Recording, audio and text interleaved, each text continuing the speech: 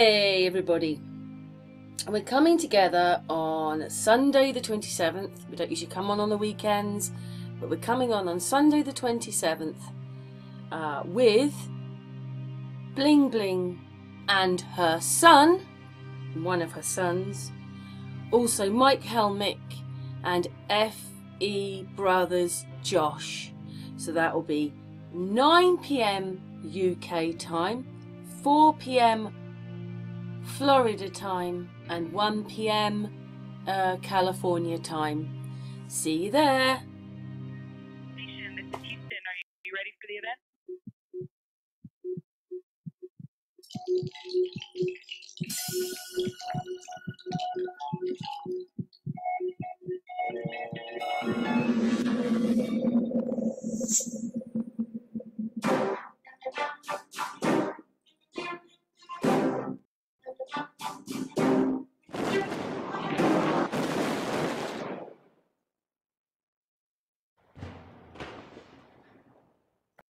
That NASA is nothing but a bunch of.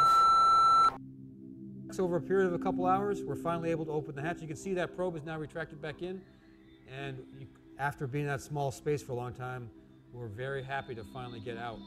That's why you always see the smiling faces when astronauts come out of their Soyuz. It's tight, and we'll show you a little bit later that No, that's called Duper's Delight.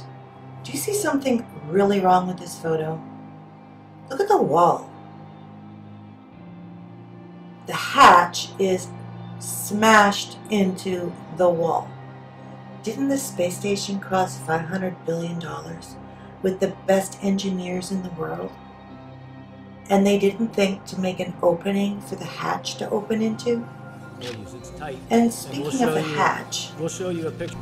not only is the wall crunched in and the floor cockeyed, but the hatch is dented.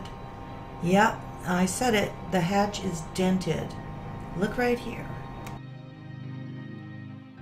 And I'm not talking about a pole flip, that'll never happen, but the way our magnetic field is operating, it's causing anomalies all over the place. You guys remember Hawaii? What, the volcanoes, that part? Yes, the volcanoes. Well, that was caused when the northern vortices, they normally spin counterclockwise. Well, for some odd reason, they decided to spin clockwise. And that built up, so everything got charged in one area above Hawaii. And then that, of course, causes plasma, and which causes static inside the caverns in Hawaii, which in turn causes pressure and intense heat, which melts the rock in the glass, and now you have lava flows. And just south of Australia, there was a 78-foot wave created off one of our southern magnetic vortices that has never been seen before. We had our first tropical storm not too far from Santiago. That's never happened.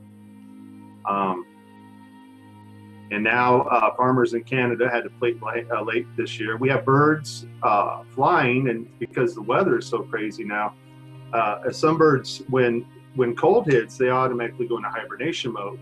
And being a bird, he doesn't check how high above the ground he is before he goes into hibernation mode. So they hit that cold air, and they go, oh, it's time to sleep, and they go smash beaks on the concrete below.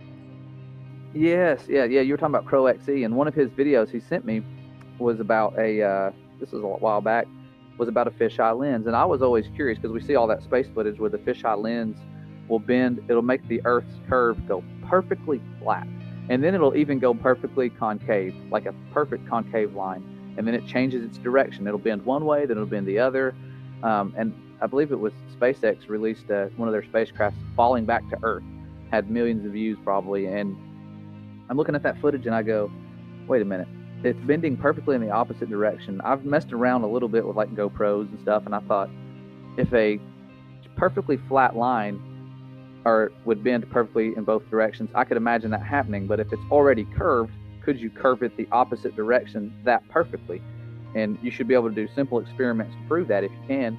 And so I took some curved lines and my fisheye lens, and I would manipulate it just as if it was hanging from a high altitude balloon where we've seen the curve of Earth through that fisheye lens, and then it'll change as it rocks, And so I duplicated that as best I could, that motion, just moving it up and down.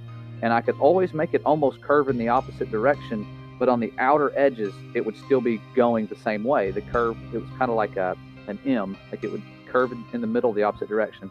But on the outer edges, it never matched the space footage.